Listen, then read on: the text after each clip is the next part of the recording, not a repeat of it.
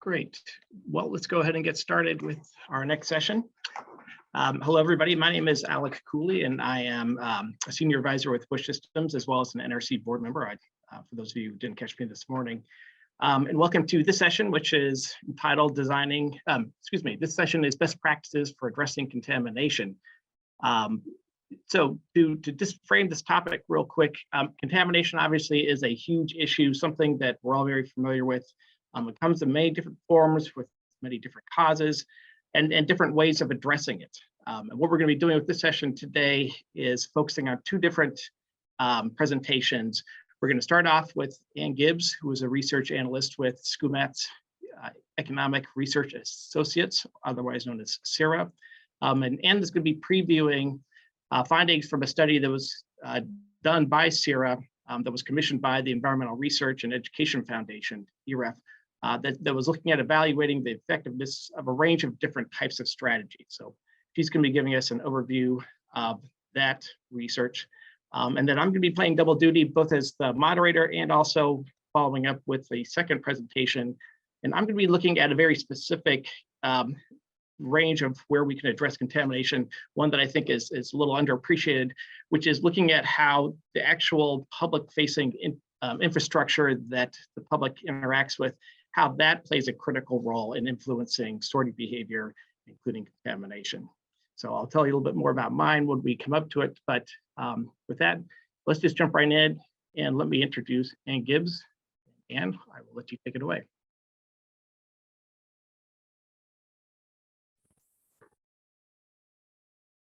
All right. Good afternoon, everyone. So let me get started here. All right, so again, hello, my name is Ann Gibbs, and I've been working with Lisa SCUMATs for about a little over 2.5 years now. Kind of who we are, SERA or CIRA is an economics research and consulting firm. We do a lot of work in solid waste. A lot of our focus is on pay-as-you-throw and contamination reduction. Lisa has over 40 years of experience working on local, state, and federal policy programs and has been working in solid waste for over 26 years now. Kind of like Alex said, this talk is on work that CIRA did for a study that was funded by EREF. And so I'm going to talk a little bit about the purpose, kind of go into the 7 groups of contamination reducing strategies that we identified in the study. I'm going to spend a little bit of time on an OOPS tag study that we conducted that was separate from the EREF one, and also look into how MRFs can address contamination, and then finish with the overarching and more longer term strategies. And I just wanted to start off with a quick Slido poll here. So you can either scan the QR code with your phone, or you can go to slido.com and type in the this number that's right here. And I just want to know, what has your community been doing to address contamination in recycling? So is it education on websites and social media? Have you noticed OOPS tags, materials that are no longer accepted, or you're all the way down to nothing? So I'll give everyone a couple minutes to get this filled in. And I see that there was a question in the chat. What does MRF stand for? That's Materials Recovery or Recycling Facility. So those are basically recycling centers.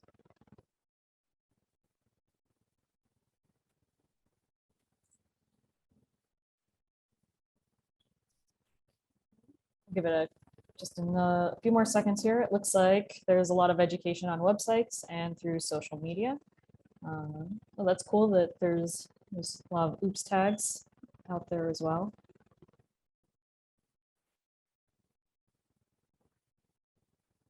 All right, and I think I will stop the poll right there. So it looks like a lot of education on websites, some OOPS tags, fines, and some people saying that nothing that they are aware of to increase or to address contamination in their community.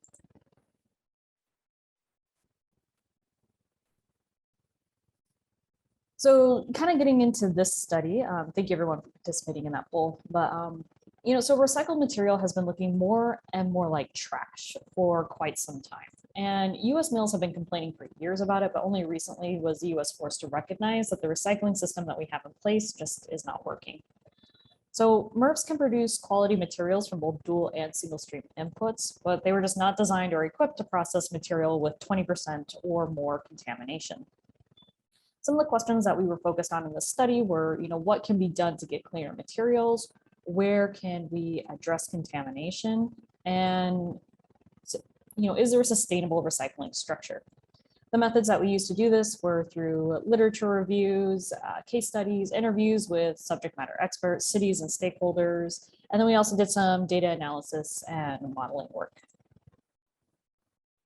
From the literature reviews and the interviews with communities, we identified about 40 different contamination reducing strategies that we categorized into these 7 different groups. So these groups kind of cover near, medium, and long-term solutions. Another way to look at it is kind of, what can we do before the curb? What can we do at the curb? What can we do when it's in the MRF? And then kind of what are some more of the overall programs and policies that we can look at? So for each of these 7 groups, I'm going to go over each of them, show some of the strategies that we identified in each of these groups, and then I'm going to pick 1 or 2 and talk a little bit more and try and give an example of a community who is using that strategy. The first group of strategies, so again, this is what can we do before material even gets to the curb, our program design and allowable material strategies. So strategies in here include things such as elimination of materials, single-use plastic and bag bans, customer and cart penalties, special treatment of glass, and even some areas that have discontinued their recycling program due to contamination. So I'm going to look at eliminating select materials. And the idea with this strategy is to identify the materials that are drawing in the most contamination. And this is usually because they're causing a lot of confusion among residents. So by eliminating these materials, the remaining stream will be cleaner and the remaining material will then be more marketable. The most common eliminated materials are glass, yogurt cups, clamshells, aseptic containers, and mixed paper. Now, eliminating materials can be dependent on contracts, but we did see that a lot of MRFs had received waivers due to the contamination rates and the market prices. An example of a community that did this is Medford, Oregon. They removed all paper and all plastics except for milk jugs from their recycling program. A waste audit in March of 2018 showed that about half of the material that was coming in was that marketable material, 1/4 of it was the discontinued material, and 1/4 of it was just trash. In early 2020, so about 2 years later, the contamination rate had dropped to 7%, and they were able to start adding back in some of those materials. Kind of related to eliminating materials, a lot of communities have stopped the collection of glass curbside and have moved to drop-off only collections. And this is because glass can be a real problem when it's commingled with other materials and ends up compacted into like fiber and plastics. An example of a community that did this is Loveland, Colorado. So they did not want to eliminate curbside collection because even communities that ban glass will still end with about 2 to 5% of it coming in. So the city created a drop-off site for glass and then launched this education campaign that says, hey, if you put glass in your curbside container, only about 30% of that is going to get recycled. But if you bring it to the drop-off center, then 100% of that, or almost 100% of that, will be recycled. So they didn't want to lose their goodwill with residents over single stream. They just wanted the residents to make smarter choices. And what I think is cool about this is that my parents are actually from Loveland, Colorado. And this program went into effect years before I was in recycling, sustainability, solid waste. And I was living out of state at the time, and I was home visiting my parents, and I went to take some glass out to the recycling cart, and my dad stopped me and explained to me, hey, if we put it in the cart, it doesn't really get recycled, so we put glass over here now, and we take it to the drop-off center. So I thought it was cool that at least my parents' behavior was changed through the city's educational program. And then kind of leading into, or talking about education, the next group of strategies is going to be our education strategies. And these are really the most common strategies that we see that communities first try to do when trying to reduce contamination. They can be things such as a MRF shed, And this is done in an area that has multiple processing facilities. So the different facilities kind of come together and identify which materials are accepted at all of the facilities in the region, and then focus all of their outreach only on those materials and make sure that everyone is using that same outreach in order to try and reduce confusion among the residents. One of the drawbacks of the system is you are kind of catering to the lowest common denominator, and a lot of those specialty recycling things, such as batteries, can often get lost in these situations. Some other strategies are looking at community involvement. Fayetteville, Arkansas has put a lot of work into transparency and posts their quantities, the values, and the end users of each commodity from their recycling program on their website, so that residents can kind of see real time what is happening with their recycling. Social media, Sunnyvale, California ran 3 Facebook ads on their new food cycle program. Each ran for about 2 weeks. In total, they only spent about $100 and reached almost 9,000 people. Another part of the education strategies are simplifying the message. So Republic's Recycling Simplified and Monroe County's Refresh Recycling both only focused on 4 materials. Republic's pilot program saw contamination drop from 38% to 30%, and Monroe County's contamination rate in 2021 was down to just 10%. So I'm going to switch gears for a little bit, and I'm going to kind of focus on this one strategy, on the feedback strategy, specifically on OOPS tags. So in 2020, SERA did a contamination reduction study in a town in Colorado. So we had 3 study areas and we were testing out 2 different types of outreach. One area was our controls. They didn't receive any outreach. The second area only received a postcard and a flyer that talked about recycling and sustainability. And then the third area received OOPS tags as well as this postcard. Here you can see our OOPS tag, and then here in this picture, here is one of our recycling postcards that was in someone's recycling bin. And again, only one area received the OOPS tags, and we did 2 rounds of OOPS tags that were 2 weeks apart. So kind of jumping into the results from our study. So these are the 5 materials that were improved by our outreach. We had the percent of clean bins in an area, bagged recycling, Amazon mailers, and plastic bags and trash.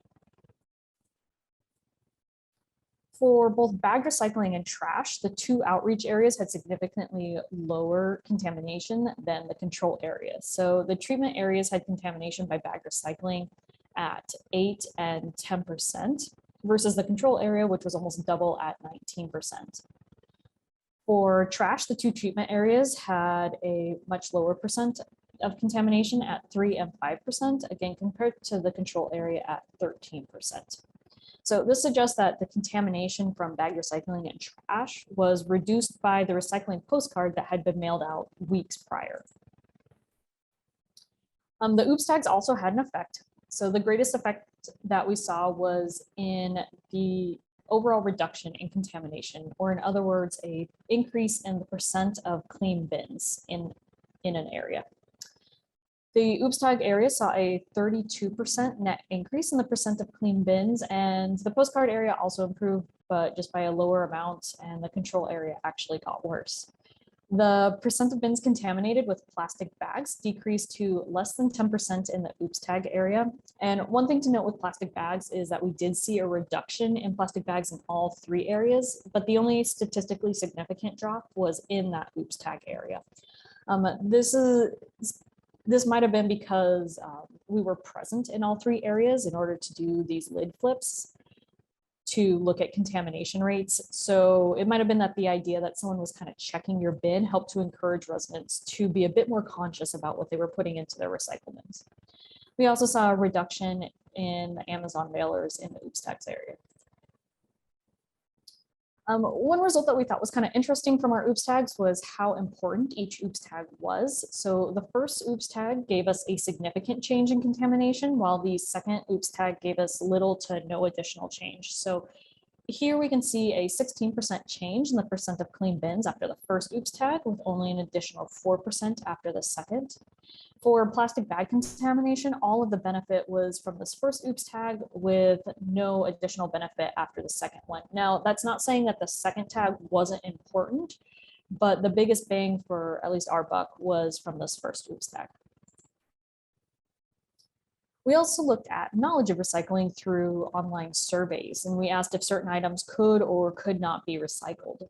Overall, the OOPS tag, or this yellow area, had the highest improvement in correct answers and also improved in the most categories. Our postcard only area also improved, just not by as many categories and not by as much. And the control area improved in some areas, but then got worse in other areas.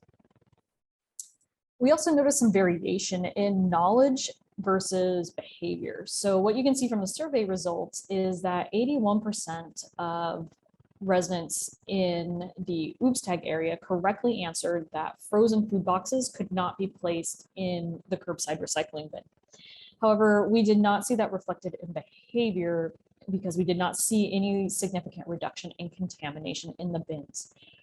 This may have been because maybe only one person in the household was receiving that education. It could be confusion because there are a couple of brands that are recyclable, or just confusion because frozen food boxes really look like they should be able to be recycled. These are results from OOPS tag programs across the US. At the top here at Marysville, Ohio, not only did they see an 87% reduction in contamination from 3 rounds of OOPS tags, their contamination dropped from 91% just down to 12%. Newton, Massachusetts and Medford, Oregon both saw contamination reduction down to less than 10% through cart tagging and cart rejection. Although one thing to keep in mind with OOPS tags and really with all of these strategies, but here specifically with OOPS tags, is that a lot of these post-contamination rates are still pretty high. Like here you can see 24% and 30%. And it's just to keep in mind that, we're not going to like OOPS tag our way out of contamination. Not any one of these strategies is going to be the end all, savior for reducing contamination. It's just, we need to look at, this might be part of our toolkit for reducing contamination. So that was so education and programs are part of what we can do to reduce contamination before it gets to the curb, but what can we do once it's at the curb? So one thing we looked at was single versus dual stream collection, which can be a really hot topic. So a NERC study found in 2020 in the Northeast that dual or source separated MRFs received commodity prices averaging about $12 a ton higher than single stream MRFs in that same region. However, most customers really prefer single stream service, and one dual stream MRF in the Midwest found that haulers providing recycling service in their area were actually driving their recyclables more than 40 miles past that dual stream MRF to the nearest single stream MRF because their customers had made it clear that they preferred single stream collection. Now, converting to dual streams can be really expensive, and there have been a lot of advances in equipment, such as like optical sorters and robots that do help with contamination, but that equipment can also be really expensive, especially if you don't have the tonnage to kind of spread that cost out over the equipment. So what we kind of found from speaking with many different communities is that dual stream may be better suited for smaller MRFs in order to help with that commodity pricing, but single stream may be better suited for larger MRFs that have a lot of tonnage to process. So it's not really necessarily single stream versus dual stream. The better question might be small versus large MRF. Another thing we can do during collection to help reduce contamination is upgrading our drop-off sites. So some drop-offs have cleaner material than curbside collection, and then others are just absolutely completely contaminated. Upgrading your containers with appropriate openings can really help reduce contamination, because if you have a large opening, that tends to encourage dumping. People bring a plastic bag full of recycling to the drop-off center, and if your opening is large, they tend to just throw the whole thing in. So the smaller openings can help encourage flattening of cardboard. Round openings help encourage bottles and cans only going into those containers. Containers with lids on them help keep moisture out and cross-contamination down. A community in New Jersey reported that their old containers that did not have lids allowed material to blow across and cross-contaminate the different containers. Going back to kind of the idea of people bringing their recycling, in a big plastic bag, having a container for disposing of trash or non-recyclable items is really important, because people don't want to put that stuff back in their car. So if they don't have a place to put it, they're just going to shove it in a random container. That also goes along with making sure that there is regular collection of the material and that the bins are not getting over full, because again, if someone's there, they're going to find a place to put their material, whether it's where it's supposed to go or not. Finally, a lot of sites report that staffing their drop-off sites was the best way to control contamination. And for those that had non-staff sites, having very visible cameras helped deter dumping.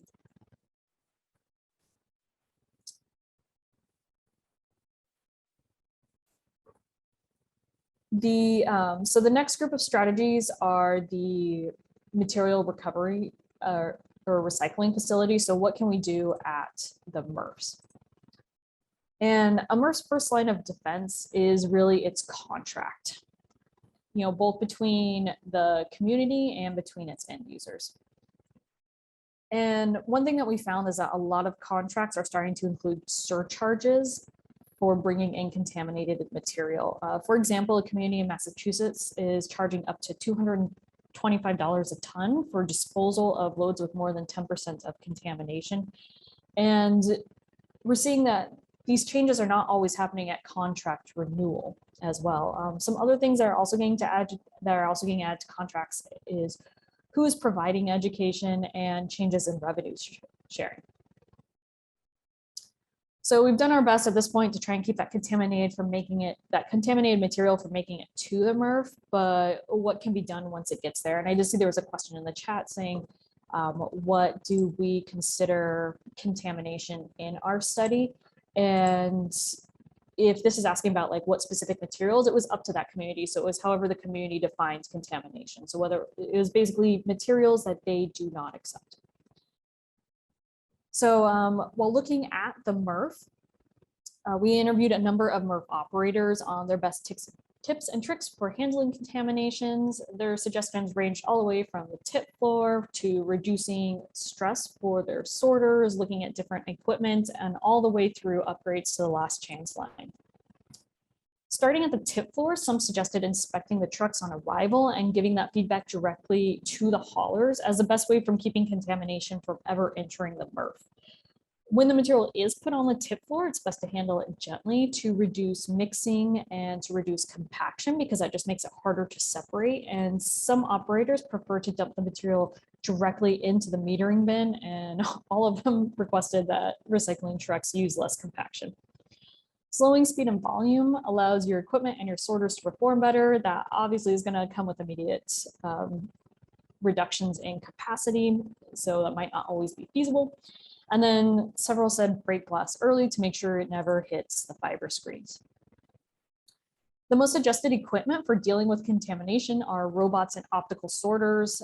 Those were two that were mentioned a lot, as well as glass cleaning equipment, anti-wrap screens, and also adding multiple pieces of the same equipment, such as a second eddy current, but on your last chance line. The last group of strategies are kind of these government and our long-term strategies.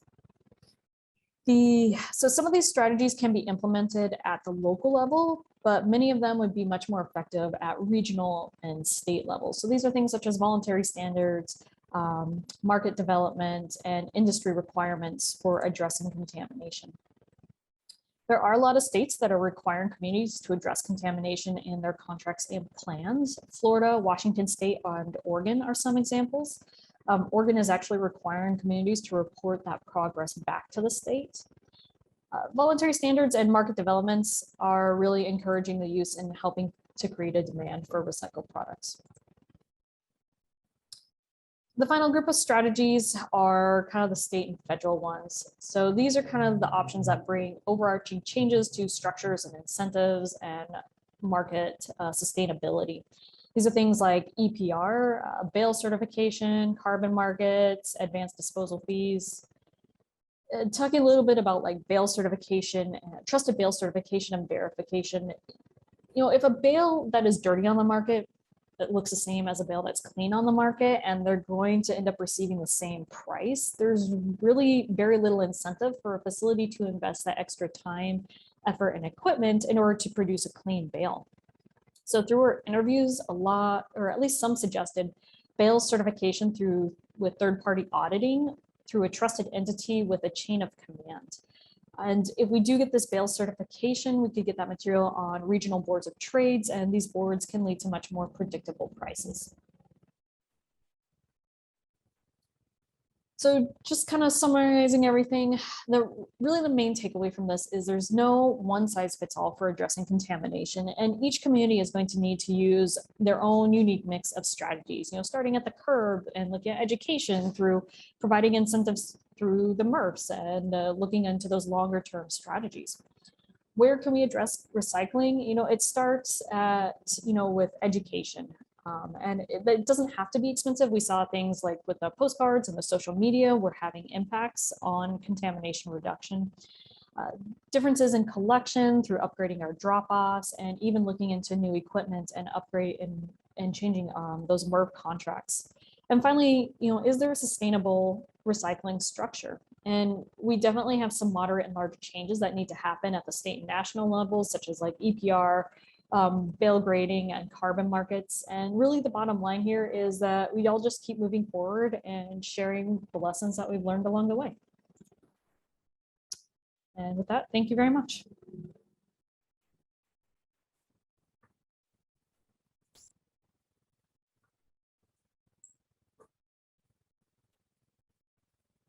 And then Alec, did you want to do questions now, or should we wait till the end? Oh, and you're on mute. There, great, thanks. Let's go ahead and hold questions for the end, and we'll do them all at the same time. So, thank you. Great. Well, thank you, Anne. So, from Anne's taking a broad view, looking at a whole range of strategies, I'm going to take over and I'm going to deep dive into a very specific area. So let me pull up my screen. There, I need to have my screen sharing is disabled. If I can have that enabled. Great.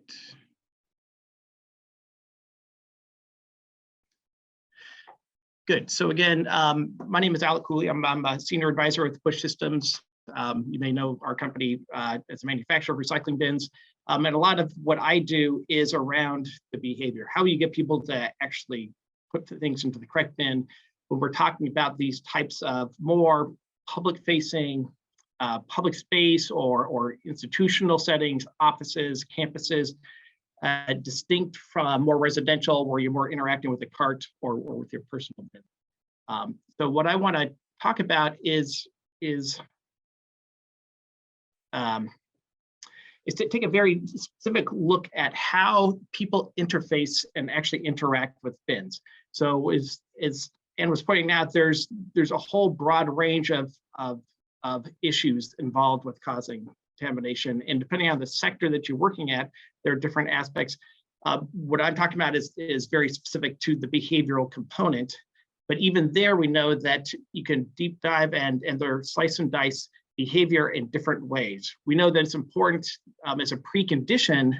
People have to have information. They have to know what to recycle. They have to know where it goes, how to sort that. They also have to have some level of motivation. We need to engage them and get them excited, give them a reason to want to participate. All these are critical to getting people to sort correctly as a precondition up to the point where they actually are faced with that moment of decision to actually toss something into the bin. And from my experience, I think we tend to overlook just how much of that behavioral aspect has to do with in that moment, in that exact instant where they actually have their hand reaching out to discard something. Convenience, we know, is a big factor. That's certainly an example. But I think something that tends to get overlooked is just the attention. The fact that trash is not someone's biggest motivation or concern at any given moment. oftentimes that action is being taken at a moment when they are thinking about where they're going. They're going to wash their hands, they're late for a meeting.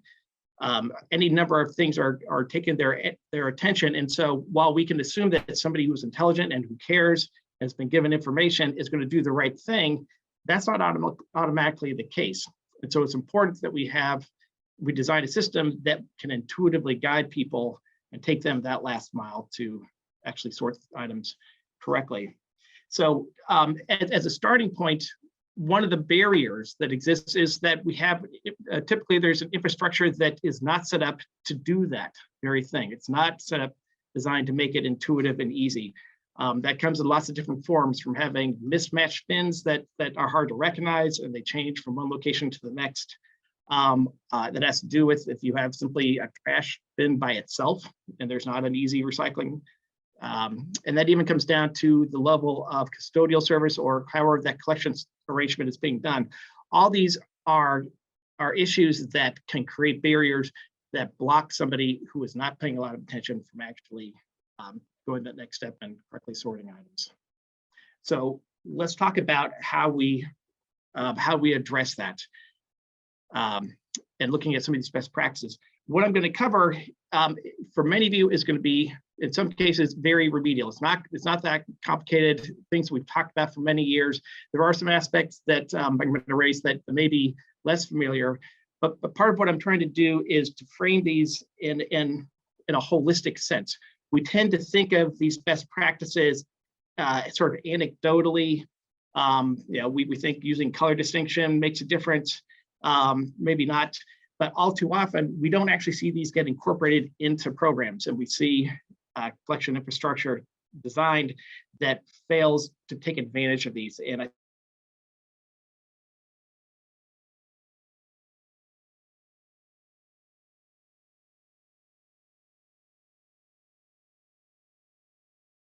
have a measurable impact on contamination.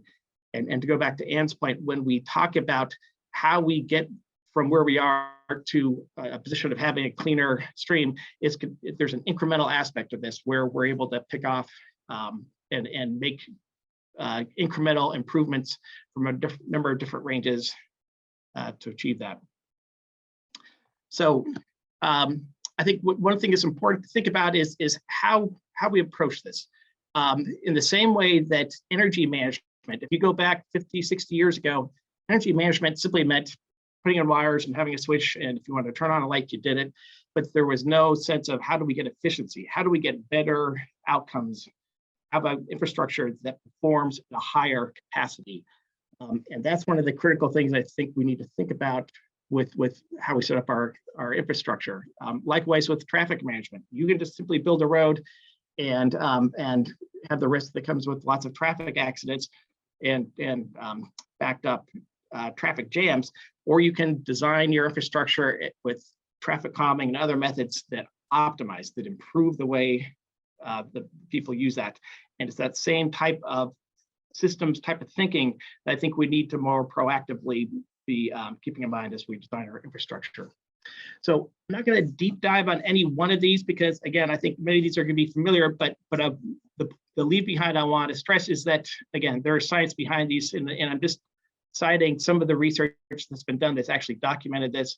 All this, at the very end, I can point folks to where if you want to actually see some of these studies and research, point you to where you can find this. But let's start with just some of the very basic ones. Color distinction.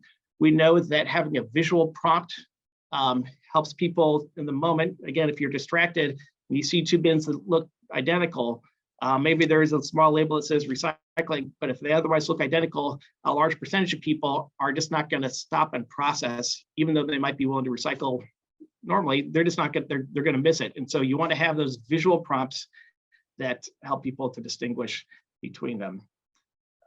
There is obviously in the U.S. there is no defined official standard for what colors mean what, but we've certainly seen a much stronger trend in recent years.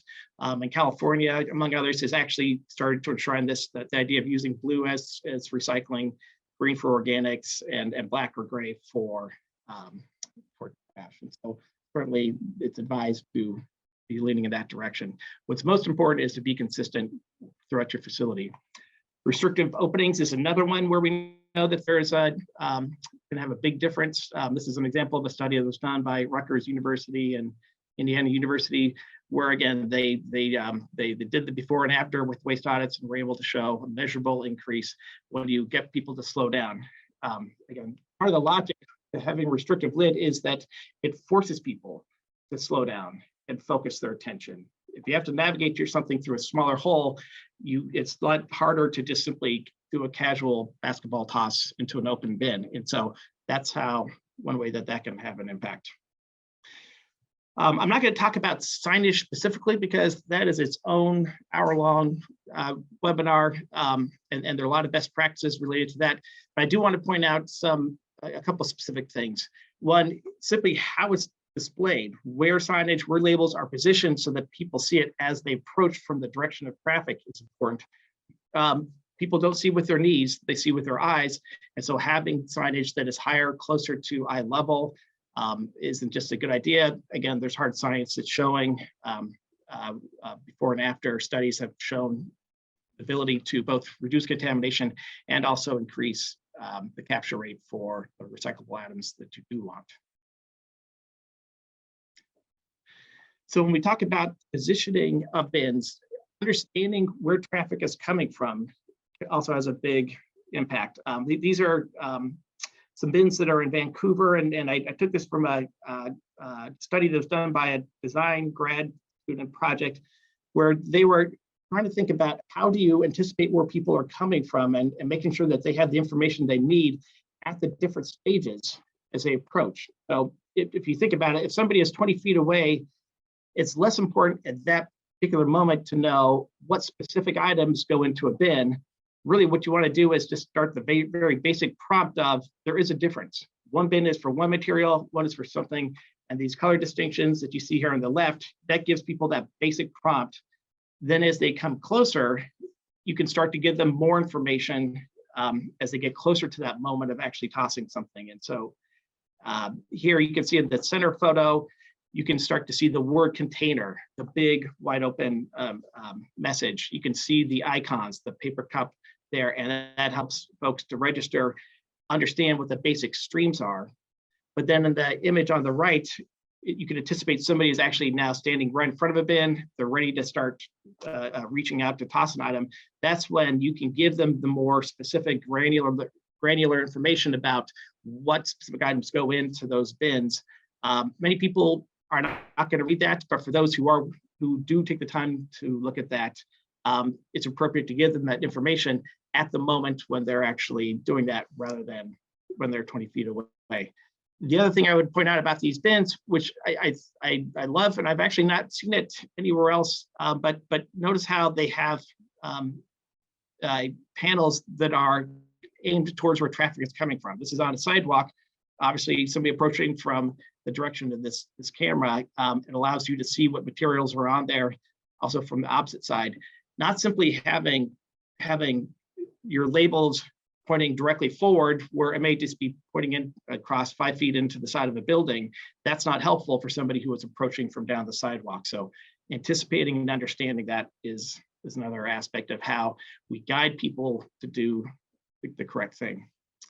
To take that same principle and apply it a couple other different ways as far as placement, you can simply place bins out anywhere and you'll have some success, but understanding, again, where foot traffic is coming from is real important. If you look at this center photograph here, if you have somebody who's approaching from the left side with this planter, they're going to see that blue recycling bin, and they're not going to see the trash bin. And so you can anticipate before, once they pass, they may look back and notice that black trash bin, but they've already discarded whatever they have into that blue recycling bin, and it becomes the catch-all for everything. So this is an example where not simply having bins next to each other, but immediately next to each other. Taking a holistic approach, mapping all the different locations where you're going to be putting bins is a real important aspect too. Understanding where certain materials are being generated. If you have a coffee shop, in a particular location, and you have foot traffic that is leaving that facility, you might anticipate you're going to see more paper cups showing up in whichever bin is the first one positioned as traffic approaches. So if that's not something that you want to collect, and you have a large, high volume of that material, there may be incentive to flip the order of the bin so that the first one they come to is the trash. Taking that sort of on the ground, very cautious understanding of a space and how it is used is another way of how we influence people's sorting behavior. So this, all of this boils down to me, one area that we're starting to develop a better understanding of this, of the importance, but there's still a lot of opportunity, I think, to go further. And this has to do with uniformity. If you are driving and you're coming from the opposite direction and you see that white car coming up, you want to make sure that they stop. There's a critical importance that the signage has to be able to serve its function. And that's why you have stop signs use the exact same look and feel wording as the 8-sided design, no matter where you go in the United States, and not just the United States. In many places you go around the world, you'll see that exact same design, because it's critical that people understand immediately in the moment, and that familiarity they experience has a big impact to ensure that they actually do that.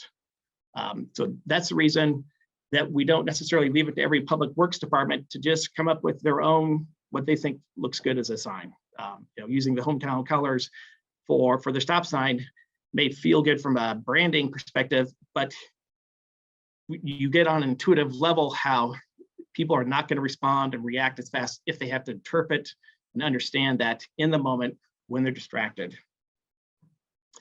And so another just underlying aspect of all this with uniformity is just the power of branding. You don't need to see the name of the product on either one of these containers to know what beverage it is that you might be reaching for. And the brand companies understand that when that the branding is critical to getting people, again, when they're not focused necessarily a lot of attention, to reach for the correct one. Pepsi does not want you reaching for a red bottle, and they know that you will react much faster to that than simply seeing the words. And we need to apply more of that same principle to recycling. So just showing examples of how this applies, these photos are all taken from San Francisco.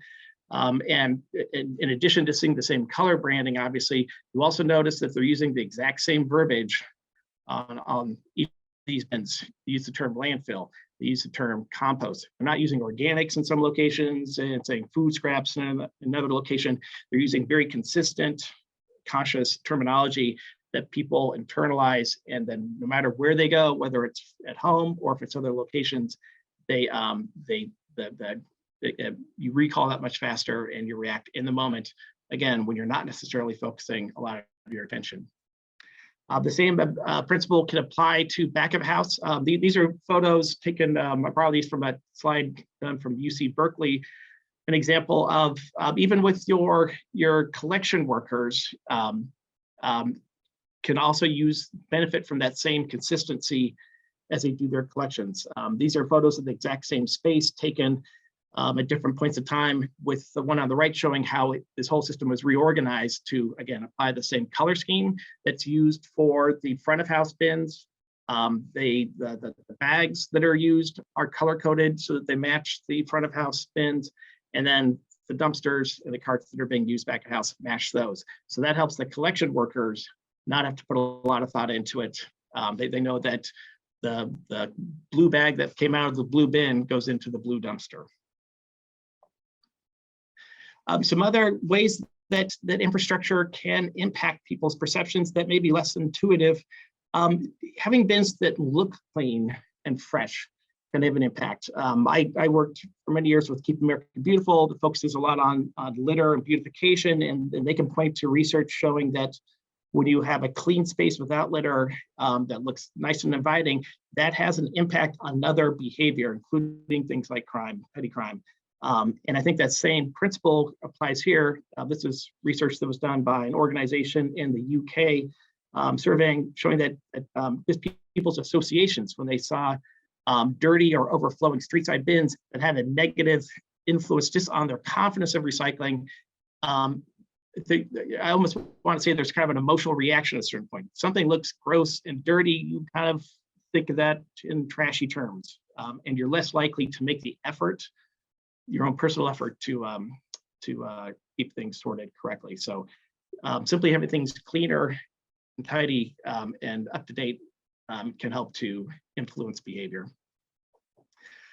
Infrastructure is always on stage. I don't mean to call out any particular hauler in this instance, and I'll be transparent. These are different photos from different towns, not related, but they underscore a certain point, which is that I was at a conference in Oklahoma recently, and one of the presenters talked about a city where they had gotten a lot of complaints from customers that they saw a truck going down the street, the trash truck, and it was emptying out the recycling bins. And they were asking why they were throwing away all the recycling. Well, that wasn't the case. They were using a truck for trash. They were using to do a collection route for recycling, and it was going to recycling. But the public perception, when they see what appears to be the same truck handling both materials, there may or may not be something operationally that can easily be done to avoid that situation, but simply want to underscore the fact that people are watching, and that interface can have an influence on people's behavior as well.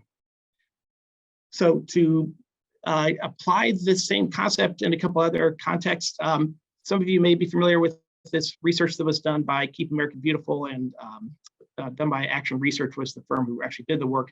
But this is an example in the office space, how, again, the infrastructure can influence how people sort. In this case, with this study, we tested that small black clip-on trash put onto the side of a larger normal size recycling, and we found that that had a dramatically higher rate of cleaner material. There was less recyclables going in the trash and less trash ending up in the recycling. And just one example of how you can understand how that applies is to take a sheet of paper, an 8.5 by 11 sheet of paper, to try and get that into the small black trash would require consciously focusing your attention to force it into something that is smaller. It would actually take effort to do that. Whereas put it into the recycling takes no effort. You just intuitively, your hand can drop it in while you're still focused on email or whatever. So it's how you take somebody who's distracted or not focusing a lot of their attention and intuitively guide their behavior.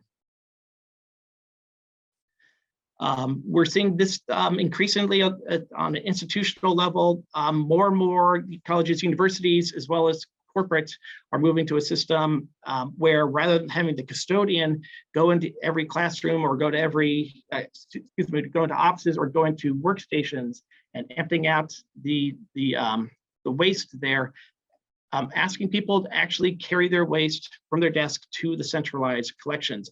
Among other things, they can overcome just the imbalance of differential service. In some cases, you may only have custodial service for trash and not for recycling, and that's going to create a structural bias that guides, it encourages people basically to use trash.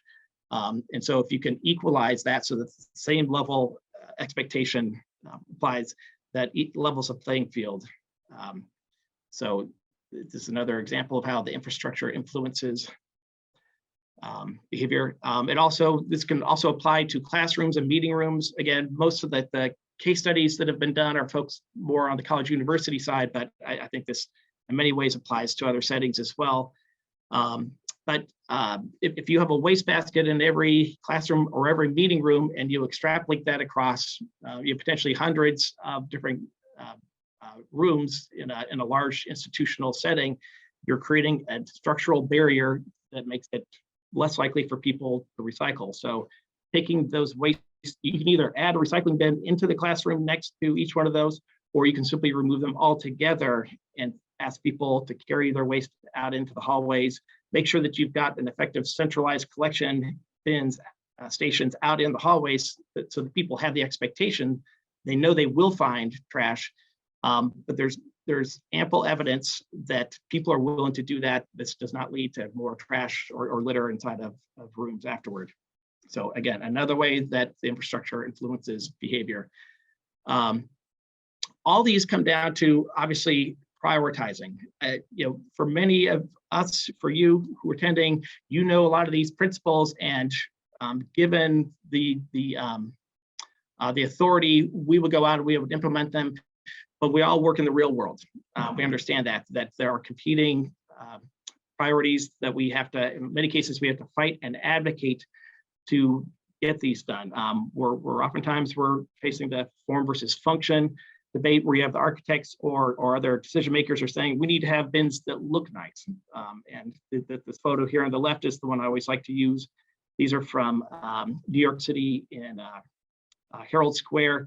I went to a presentation once and I saw the architect who designed these bins talked about them being award-winning, how the beautiful design helped to enliven the space and make it more friendly.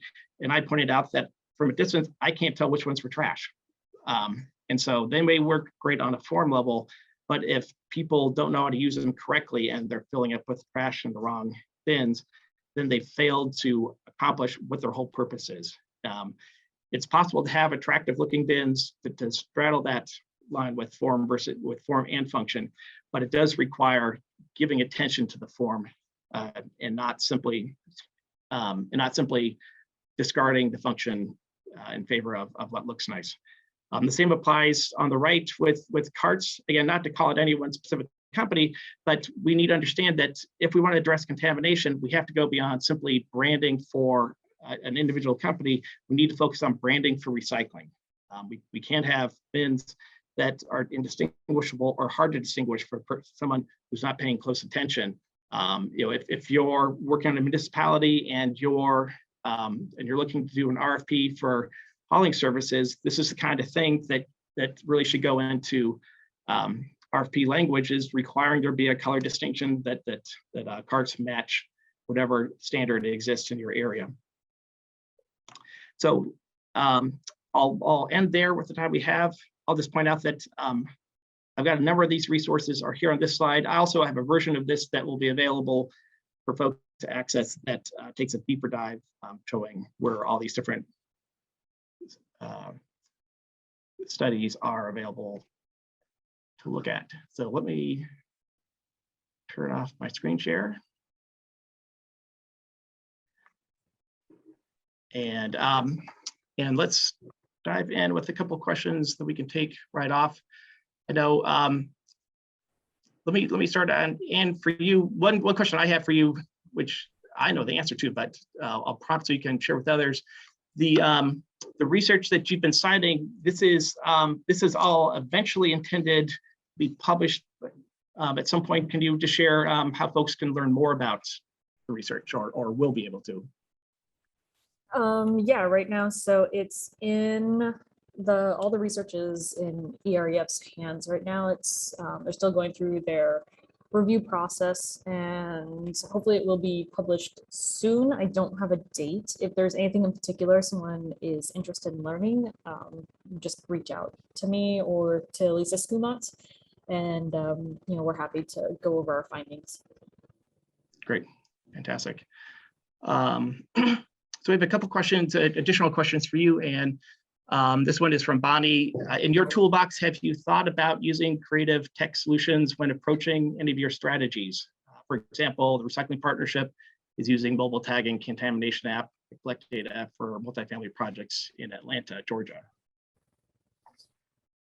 I'm trying to remember. So it's not really a toolbox that I guess it is kind of one we've created, but the study is really to go over all the different strategies that different communities are using to help other communities, look at, maybe this would work for me, or maybe if I adjust it this way, that will work. What they feel is going to be most effective, either legally or, through contracts, or just, manpower wise and budget wise, what's going to work for them. So I believe there are a few strategies that address some of the more tech side of contamination. I don't think there was a lot being used. This study was mainly done in 2020. So I don't think we ran into a lot of communities that were using, that had really implemented a lot of tech into it. Because I know there's also trucks that can take pictures of, they know, like they use GPS and they know exactly which house they're at. And as the load gets dumped into the truck from the cart, it takes snapshots and can automatically identify, like, hey, that's like a plastic bag, take a picture of it, highlight it, and then instantly send a postcard to that address saying, hey, we noticed this in your recycling, please don't put it there. So basically as of right now, no, not really in the toolbox, but I know that there are a lot of communities that have been starting to incorporate tech into their strategies. Yeah, I certainly get the sense that we're on the cusp of seeing technology in the coming years play a much larger role to be able to specifically target contamination. I know on the public-facing bins, more like the ones I'm talking about, there's huge potential along the lines of what you mentioned, but can you use AI to be able to understand what's showing up in individual bins in a certain location, and then be able to use that to map, well, what offices are around this location? What are the usage patterns? And be able to get that granular kind of information that you can use to target education and engagement on a much more intelligent way. It presents sort of this golden ring that I think a lot of us are excited to be able to implement. It's getting the technology there, but I feel like we're getting closer with what companies like Zabel and others are doing with it. So we had another question for you, Ann. This one from Jay Edwards. Has there been any estimate of the cost per ton in large urban settings with multiple single stream MRFs? Estimates about the cost per ton to deliver all the low grade PET bales from the various MRFs and to a central facility to rework and to cleaner bales? And I would have to get back to you on that one. Sorry, I'm getting a lot of feedback all of a sudden. I don't know the answer off the top of my head. So okay. Fair enough. Good. Well, good. We actually are right at the end of our time anyway. So thank you, Ann. Appreciate your presentation. This is good information. I will point out myself. I'll pull this back up. Just do a quick. Sorry, I'm trying to do a screen share again.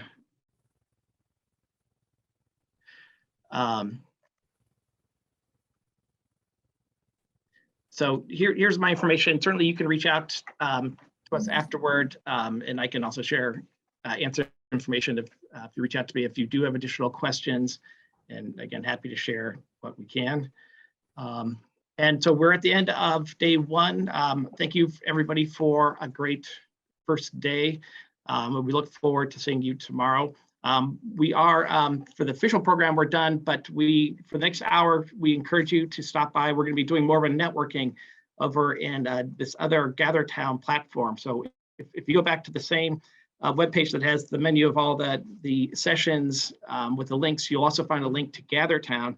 Click on that, and the platform that we're going to be switching over to is one where everybody has their own avatar and you can move around and you can actually have just interactive conversations with whoever is there, or group discussion. So it's an opportunity to actually get to interact and network in a virtual setting. So I know I'm going to be over there in a few minutes, and I encourage everybody else to join me as well. But otherwise, we look forward to seeing everyone in the morning, and have a good afternoon.